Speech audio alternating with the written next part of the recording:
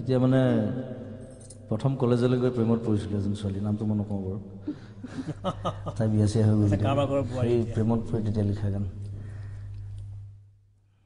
সপোন ৰঙৰ জীৱন তুমি আকৌ এবাৰ আহিবানে নিশামুক জগাবলে বহু যুগৰ তৃষা তুমি বহু যুগৰ তৃষা তুমি নাহা কিয় ঘনে ঘনে সপোন ৰঙৰ জীৱন তুমি আকৌ